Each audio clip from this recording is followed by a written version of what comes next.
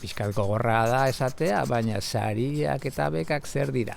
Nolabaiteko benefizentzia sistema bat.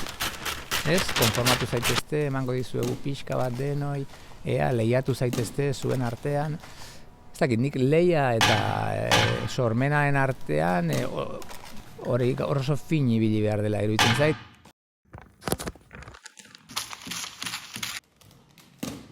Urte aldatzen dizute, hasteko eta behin ekonomikoki, urte erdi bat ekonomikoki mantentzen zaituztelako lanean, gure lanean bestela enkarguak bilatzen aritu hartzera etengabe. Eta etengabeko bilaketa horrek ere asko urratzen du. Eta ez jakitea bihar edo etzi edo hemendik bilabetera lana eukiko dezun ere, horrek ekartzen du ezegonkortasun handiarekin aritzea.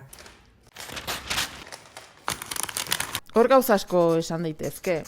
Nortzuk osatzen dituzten epaimaiak, nor dagoen prest epaimaikide izateko, epaimaiak berritzen diren ala ez. Nik epaimai askotan aritzen naiz eta esango nuke jendeak ez duela epaimaikide izan nahi.